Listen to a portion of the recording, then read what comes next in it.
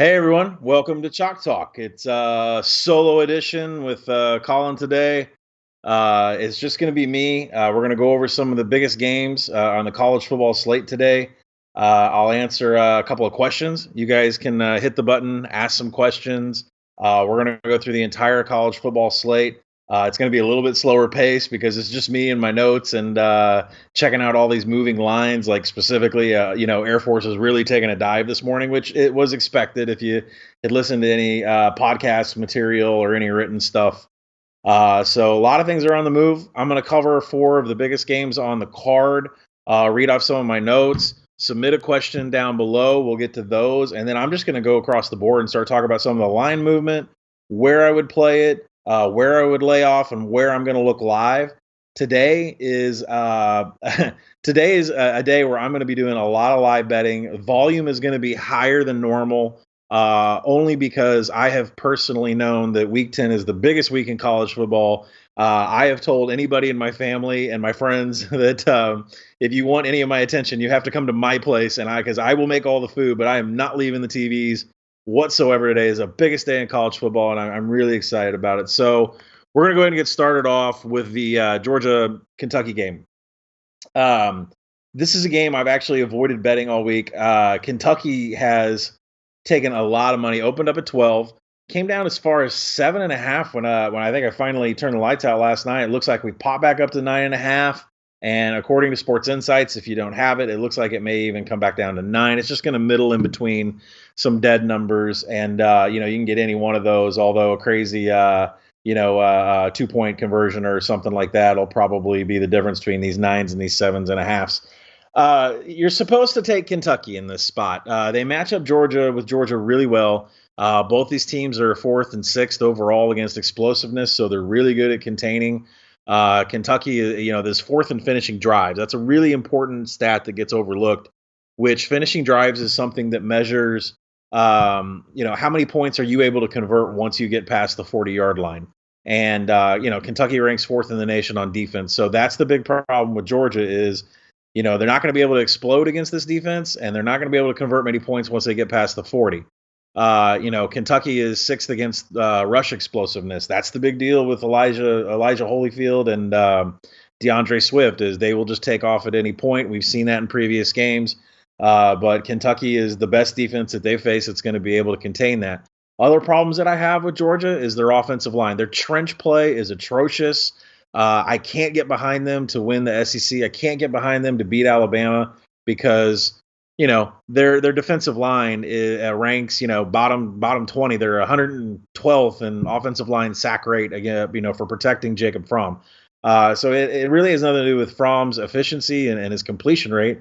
It has to do with how much pressure he has. And they've gone to a passing game lately where it is quick release out of Fromm's hands. They're trying to mask the fact that this offensive line isn't doing very well. Georgia, on the other side, on the defensive line, they're 123rd. That unit is 123rd in havoc. That's bad. I mean, that's not going to get it done. And so they're 86th overall in havoc. This Georgia defense is not the Georgia defense from last year. Don't look at the name Georgia and think that this is the team from last year. It's not. They're bad in the trenches. They're bad at causing turnovers. They're bad at defending passes. The deal is Kentucky can't pass whatsoever. But there won't be any pressure on Terry Wilson today. He is going to have some time to make some throws. But if there's a Benny Snell Jr. prop out there, I would hit that. He's going to have a good day. He probably won't be able to explode for a 50-yard run, but he's going to move the chains. He should have 20 to 30 carries, and he should have a lot of yards today. So Kentucky is the way to go. Hanging out at 9.5. I think it's going to come down. It's just going to middle between 7.5 and 9.5. I'd get the 9.5, or if you want, play it live. Although, we'll see how that goes. I think this is a game where you just take Kentucky and kind of sit back. Game number 2 is West Virginia and Texas. As said on the Action Colleges podcast, my podcast partner, Stuckey, is the Texas Whisperer. He knows everything there needs to be known about. He knows when to bet them, when not. We cashed big time last week with Oklahoma State. So pretty easy from a paper, put the stats next to each other and the metrics. It was a pretty easy play for Oklahoma State. This week is a little bit different because I don't trust West Virginia. I think their strength of schedule is somewhere around like 122nd, so they really haven't played a whole bunch of really good defenses at all. And I can't get the Will Grier interceptions out of my head. He's very loose with the ball. The 3 red zone INTs against Kansas. He even had a fumble there. I still think they would have lost to Texas Tech, or at least they should have lost to Texas Tech. But I don't try. This defense is ranked very high in S&P Plus, but they haven't played anybody. Texas at the same time, they lost their 2 cornerbacks last week. They were suspended throughout the first half. So I think it's going to be an inspired effort from Texas. But they're still not getting to the quarterback. They're 115th in sack rate. But West Virginia's offensive line is 105th in sack rate defending Will Grier. So that's an issue for West Virginia. And at the same time, Texas can't get to the quarterback. So it's really interesting from that game from that standpoint. I do have a little bit of money on Texas, not a whole bunch, and I'm probably just going to leave it at that. So we're going to go ahead and move on. Next is Penn State, Michigan. You guys know my unabashed love for Michigan has been just on the rise ever since they lost to Notre Dame. I've got Notre National Championship futures. I had a runner this week go to Caesars and get some of that Michigan plus 2.5 against Ohio State at the end of the year. So I love these guys to death. I think they're going to beat Penn State, but I don't know if they're going to cover the 12. I was pretty comfortable with it at 10. We're up to 12. I'm sorry, we're up to 13 at Bookmaker. I'm just having a little bit of issue with a number that big, and the reason is because Penn State is really good at the havoc. They're really good on the defensive side of the ball. That Michigan's going to be able to move the ball just fine. They're superior in so many aspects on both sides of the ball. Michigan, they're second against pass explosiveness. So Trace McSorley isn't going to be able to throw down the field. Trace McSorley is going to be able to move the chains on his feet, but he's not going to be able to explode for a run. The big key matchup in this is that Penn State's offensive line is 98th in protection for sack rate. That's a real problem against Michigan's defensive line, which I think they're 6th in havoc, but they're one of the best in the country. And McSorley's going to be on the run for his life. If they catch him, he's going to be back in the medical tent. I don't like Penn State in this whatsoever, although I make this game 8.5. S&P Plus makes it 9. So the 13 is high. It's a premium price, but it is Michigan at home. They like to play bully ball. There is a little bit of Harbaugh has a problem with Franklin. Harbaugh has a problem with everybody, but he is on his revenge tour this year. So expect Michigan to move the chains, be very efficient. No explosive plays against PSU havoc. They're third in defending pass explosiveness. So Shea Patterson's not going to be able to get the ball down the field. He is going to be able to get short routes. So the number's a little high. Maybe see if it's stagnant in the first quarter and see if you can get a live line under 10. That's probably what I would do. I don't think I would play the actual 13. Last one we're going to do is LSU Alabama, and then we're going to get to the questions, and I'm going to go through the board.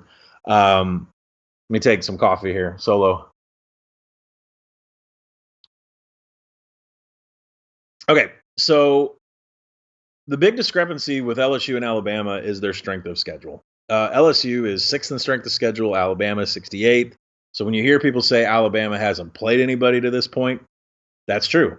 They've played Texas A&M, but they didn't cover. Texas A&M is legitimately a good team, but if you also look at the numbers, you realize that Texas A&M is 128th in the country at defending explosiveness. That's not a good defense. That's not a good defense whatsoever. And Alabama still wasn't able to cover against them. That's a flag. That's a red flag to me. Is Tua amazing? He absolutely is amazing. But look at the teams that he's diced up. LSU is absolutely fielding a defense that's going to have a bunch of guys that play in the NFL. Alabama hasn't seen any guys like that. The whole there's lots of money on both sides of the ball. On LSU and on Alabama. I think the first half line is still at 7.5. Frankly, just to get down to it, before I bore you guys with all these stats, the two things that I'm looking for are over. I want to go over in the first half. Now it's down to 52. So there should be a first half 26. I did hit first half over 27 for a little bit of money. I think I'm going to go back and hit it more if it's at 26. Which is kind of in the face of conventional thinking, because people think that Alabama and LSU is just a grind out, feel out game. It's a rivalry game. No one's going to try to take big shots.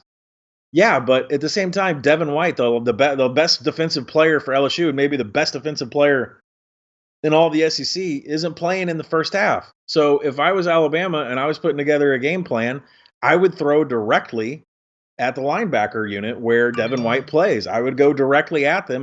Tua's always passing on first down, second down, and rundowns. He's always throwing. So why not attack the point of football where Devin White is missing? And to me, that stops the clock. That extends drives. That should result in some points. The other thing that you should look out for also is LSU's special teams. They're third in the country in special teams. I absolutely think that there's going to be Alabama's terrible at punting. If you look at them, I think they're 128th in punt efficiency. I expect LSU to put some points on the board through special teams. There could be a pick six involved. All the Tua people will say no way, but I think things other than the LSU offense is going to be able to get points up on the board. If you can find a prop today on Tua getting intercepted, Tua's passing yard, anything like that, I'm going to try to fade a little bit of Tua today as he faces the best defense that he's seen all year. Special teams, I think, is going to score some points for LSU. I've bagged on Joe Burrow all year. You guys watching, I've been beating that drum, so I don't want to beat it too much here because I can't measure. I think somebody asked me, I can't measure the size of Coach Orgeron's balls. So Joe Burrow has been clutch when needed, third downs, just situational spots against Alabama, against Georgia. Joe Burrow has been good when he's needed to be good, and he's not been efficient in the rest of the game. He's going to be under a ton of pressure today. LSU's offensive line is 87th in sack rate.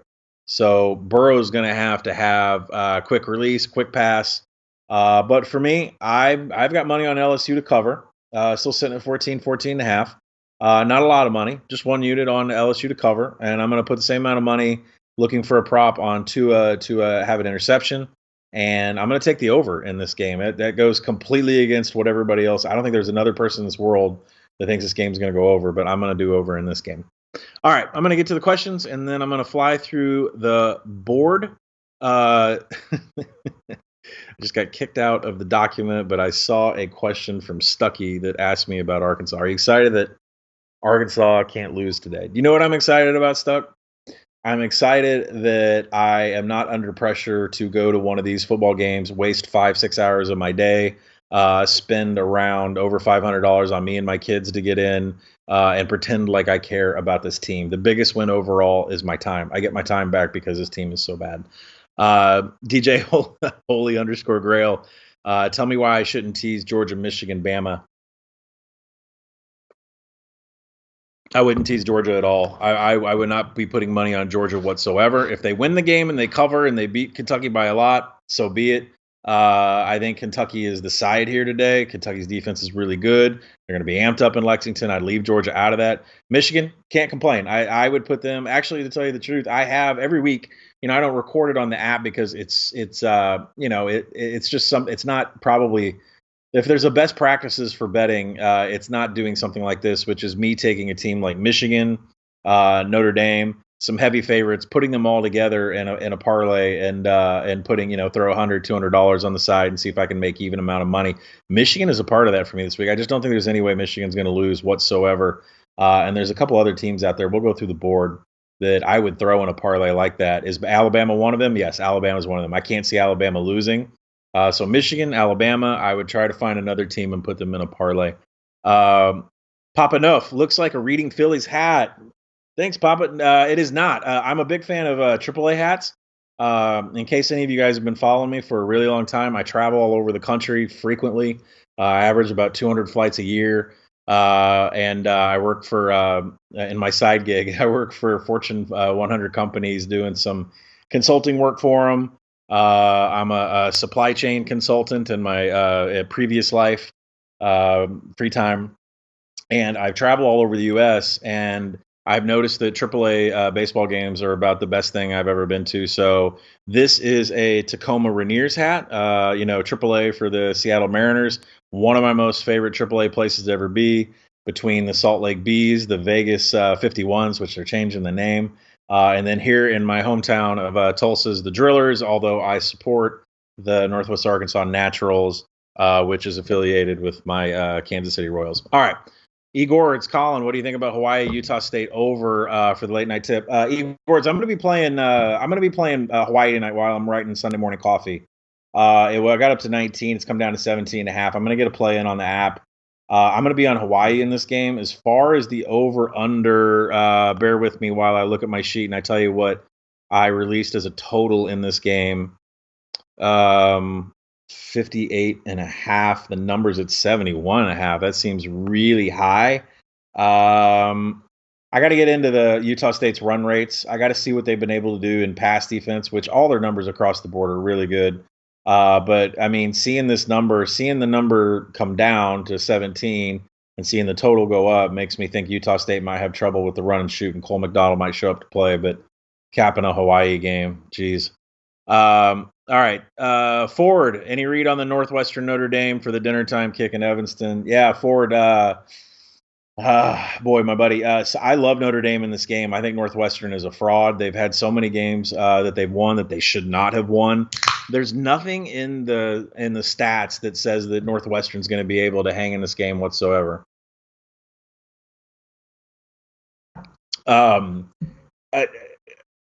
A lot of these games they've won, their post-game win expectancy was 50% or less. So they've kind of been a lot of fool's gold. I'm not in the habit of backing college football playoff teams against unranked teams on the road with spreads that are in the double digits. My suggestion would be able to play this live if you can get it down below 7, maybe. I hate to cop out and say play it live because a lot of you don't have access to play live. You should learn how to play live. When you go out to Vegas, there's a certain number of books that allow you to play live. Stations, that's why I always stay at Red Rock. I'm going out to Vegas in 2 weeks. And I always stay at a place that has a stations book because specifically like Red Rock, they will take action live betting during any commercial break. Try to get access to live betting. That's what I'm going to do at Notre Dame, but I'm also wrapping up Notre Dame in a parlay here. Northwestern's numbers are terrible. They're terrible. I don't understand how this team has won so many games this year. What's up with the Arizona State line? Let me take a look. The Arizona State was the team that got cut off. I have to admit, guys, if you read the CW9, I included Cincinnati in it. I put in 14. It came down to 13. I think Cincinnati wins by 17. And Arizona State is the team that missed the cut. I wanted to put them in at 7, up to 8.5. I don't know what's going on with this line, guys. Listen, Utah's hot. It's Saturday morning. The public's getting a hold of these lines. People, even some of the sharper guys are in the books right now, and they're laying money in. And there are some people that just are under this belief that Utah is unstoppable right now. Arizona State plays a very unique 3-3-5 defense, which is going to pose a little bit of a different look than what Utah's seen the last few weeks. So I do like Arizona State in this game. So I would keep my eye on that. I'll reassess it again after this first morning of picks. But Arizona State's a side I've been on all week, so I'm not sure why it kind of floated up into the mid-range. I'll have to look further. But Utah's not seen a 3-3-5 this year. And they're still, Arizona State's still playing hard for Herm. What's your bet of the day? It's by Spain, at 1, Spain 1. By far, I said on the podcast, it was Maryland. I wrote about it in the CW9. It's going to be a highly emotional event. Maryland's very explosive. Michigan State's going to have a problem with that. Michigan State's offensive line, I don't know who they're fielding in the five guys to play offensive line. It's bad news bears for that offensive line for Michigan State. Rocky Lombardi's already played a full game. Maryland's got the tape on that. They're going to be ready for him. It's not going to be a mystery like it was last week. So Maryland is my favorite play of the game. Air Force was also my favorite play of the game. Favorite play of the day. Got it at 7. It's down to 4.5. I'd still play it, guys. I maybe look live. 4.5 really took a lot of value out since this is the kind of game that could end in a tie and go to overtime. Clairvion T. Great. Thoughts on Duke and Miami? I don't know what is going on with either of these teams. Duke has decided to stop playing football, and at the same time, Mark Richt dislikes N'Kosi Perry so much, he's taking him out and not letting him play and going back to Malik Rozier. When did Mark Richt become such a big Malik Rozier fan? It's just amazing to me. It's at 9.5. It's sat at 9.5 all week. If I had to make a pick on this game, I'd go with Miami, but I don't really want anything to do with this game. Thoughts on Auburn and Texas A&M from Marty Brown. I really like Auburn in this game. They were just short of coming up in my CW9 the last time, and the reason is because the number kept tumbling. Auburn was going to go in the CW9. I think it was at 6. I thought that was too high. If you look at the Action Network Power Rankings, I thought that number was too high.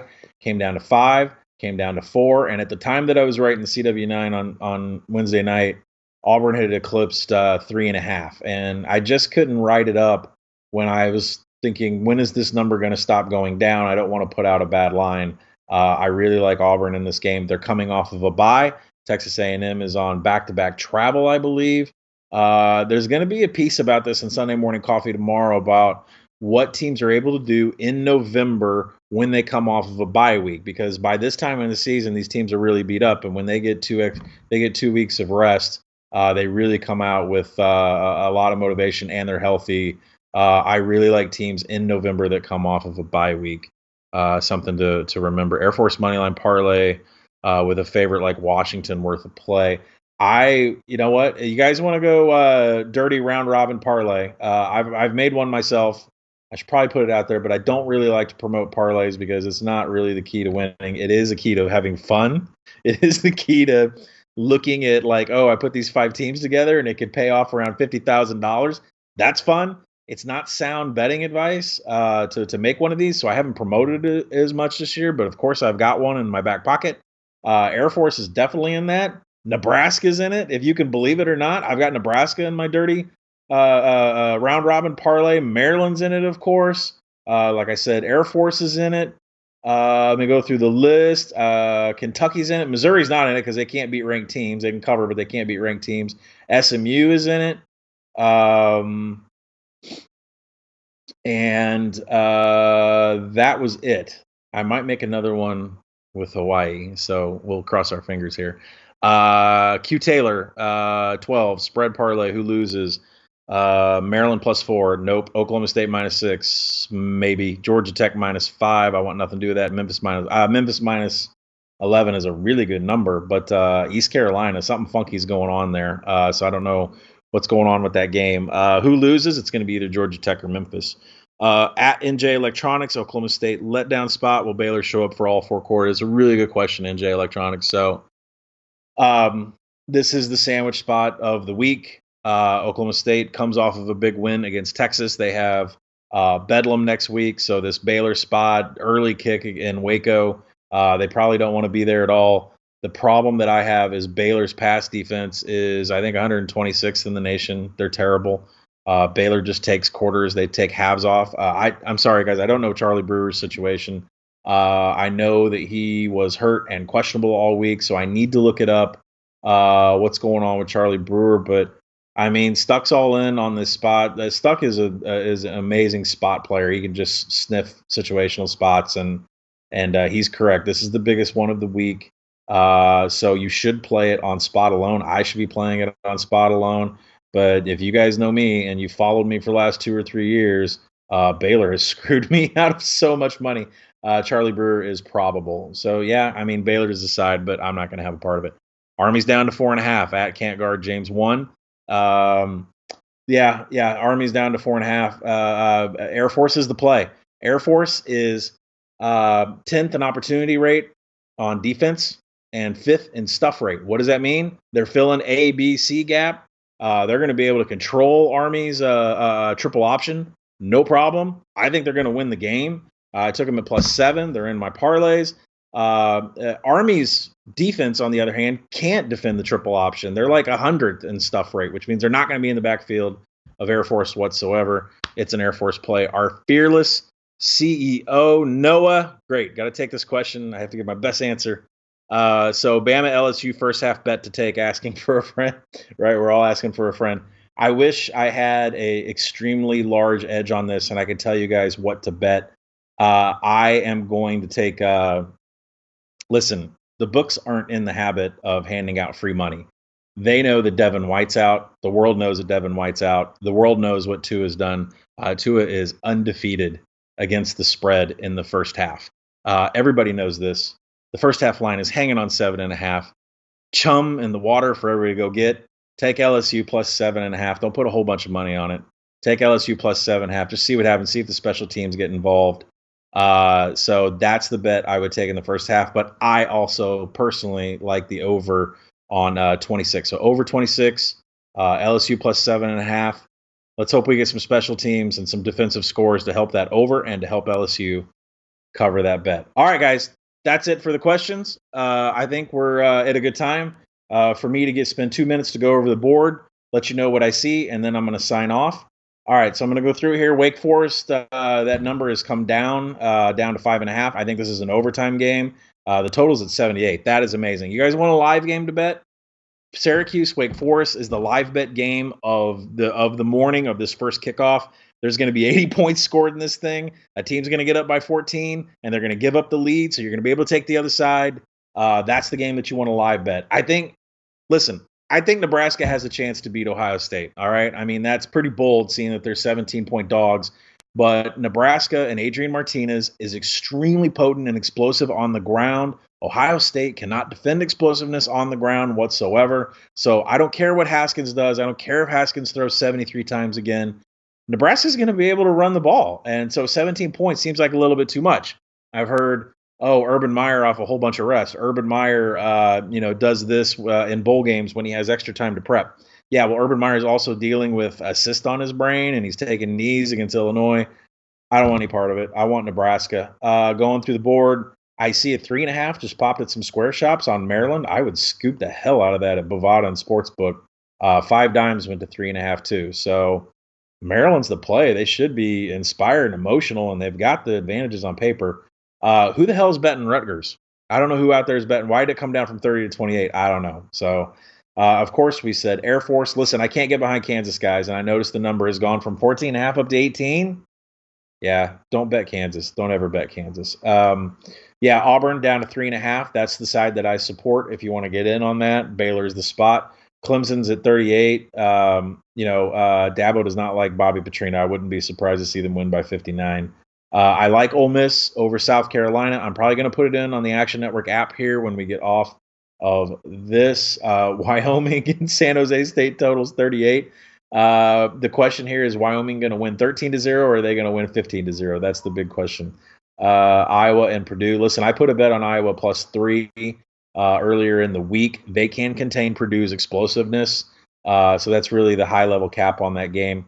A couple others real quick. I do think UMass is going to beat Liberty, although the number has swung from UMass -2 all the way to Liberty -2. Guys, I'm not going to bet this game. I want Liberty to win. I want Liberty to go to the Cure Bowl. I want Liberty to get a Sun Belt team in the Cure Bowl because they hate the Sun Belt because they weren't going to, they were not, Sun Belt told them, no, you can't get into the Sun Belt. You don't belong here. We don't want you in our conference. They kicked out Idaho. They kicked out New Mexico State, and they told Liberty that you don't belong in our conference. Liberty, that's why Liberty beat Troy, because Liberty is pissed at the Sun Belt Conference. We want Liberty victories up to 6 wins. We want Liberty in the Cure Bowl, and we want them to play a Sun Belt team. So that's what you root for today, because that will be the biggest bet of all the bowls, is if Liberty gets in to the Cure Bowl. All right, moving on. Missouri, we told you to play them.